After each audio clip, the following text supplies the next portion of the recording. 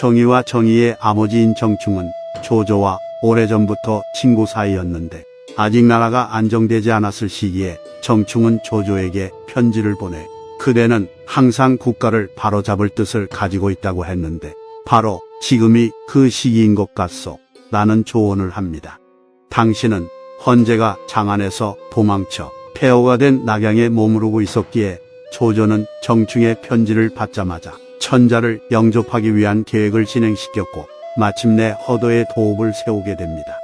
그리하여 조조는 이후 정충을 불러 사례교의로 삼아 대우해줬으나 정충은 술을 매우 좋아했기에 여러 장수들과 교제하면서 술을 너무 많이 마셨고 이로 인해 장염이 심해져 사망했다고 합니다. 조조는 정충이 과거에 자신을 깨우쳐 이끌어 주었던 것을 잊지 않으며 항상 고마운 마음을 가지고 있었다고 합니다. 그래서 정충이 죽은 뒤 그의 장남인 정의가 훌륭한 선비가 되었다는 소식을 듣자 조조는 정의를 만나보지 못했지만 자신의 딸인 청하공주의 홍기가 되었기에 정의에게 시집을 보내 그를 사위로 맞이하려 합니다. 하지만 조조는 결정을 내리기 전 아들인 조비에게도 의견을 물었는데 조비가 여자들은 용모를 보는 법입니다. 정의의 한쪽 눈이 불편하기 때문에 청하공주가 싫어할까 진실로 두렵습니다. 제가 생각하기에 청하공주는 복파장군 하우돈의 아들 하우무에게 시집 보내는 것이 나을 것입니다. 라고 말했기에 조조는 조비의 말을 따랐다고 합니다. 이후 시간이 흐른 뒤 조조는 정의를 불러 승상연속으로 삼았고 그와 대화를 나눠보고는 정의가 재능이 뛰어나고 유쾌하고 활달한 성격임을 알게 되어 매우 기뻐했다고 합니다. 그리고는 정의는 훌륭한 선비다. 그의 두 눈이 멀었다 해도 마땅히 내 딸에게 장가들 만한데 단지 외눈이 먼 것이 무슨 문제였겠는가. 이는 내 아들놈이 나를 잘못 인도한 것이다. 라고 말하며 한탄했고 정의도 청하공주에게 장가들지 못한 것을 한스럽게 여겼다고 합니다. 조조는 적장자인 조비보다는 재능이 뛰어난 삼남 조식에게 마음이 가 있었고 이에 누구를 후계자로 삼을지 고민하고 있었는데 이 시기에 정의는 조식과 깊은 친분을 맺고는 조식의 재능이 뛰어나다며 여러 차례 말하고 다녔다 합니다.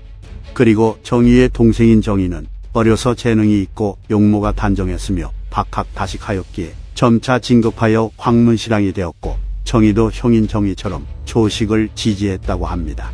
그래서 정의는 직접 조조를 찾아가 조식은 천성이 인자하고 효성이 지극하여 그것이 자연스럽게 우러나오고 총명하고 지혜도 밝은 데다 박학다식하고 그의 문장에서는 빛이 납니다.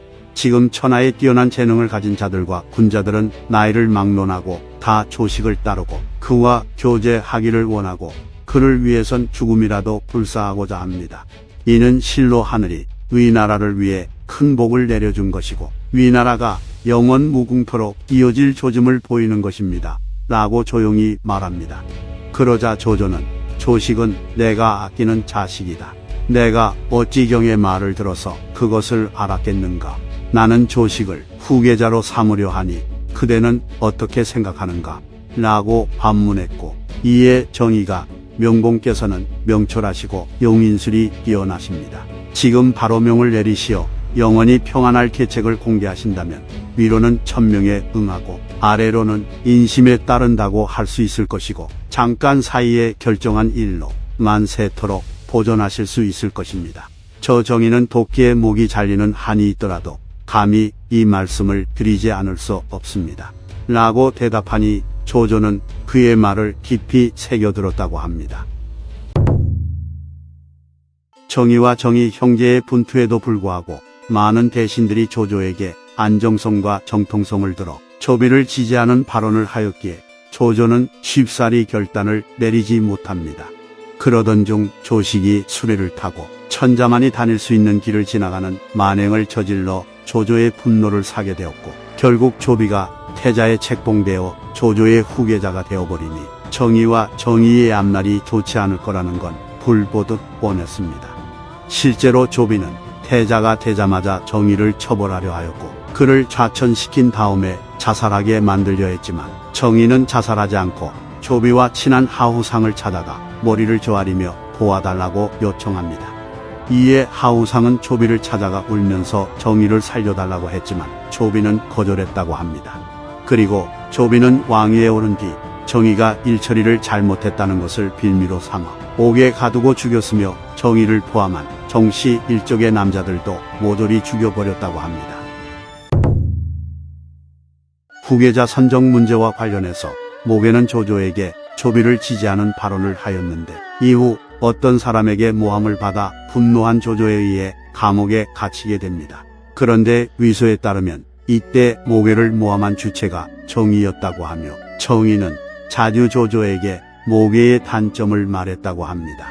어떤 이가 말하길 정사 삼국지의 저자인 진수가 정의와 정의의 자식들을 찾아가 천국의 쌀을 나에게 준다면 그대들의 아버지를 위한 가전을 지어주겠소 라고 말했으나 쌀을 받지 못했다고 합니다. 그래서 정의와 정의 형제는 위나라에서 엄청난 명성을 가졌는데도 불구하고 진수가 열전을 쓰지 않았다고 하는데 앞서 정씨 일족은 조비에 의해 멸문지화를 당했기 때문에 이 일화는 사실이 아닌 것으로 보입니다. 이상 삼국지 인물열전 정의 정의편 마치겠습니다. 재미있게 보셨다면 좋아요와 구독, 알림 설정 부탁드립니다. 감사합니다.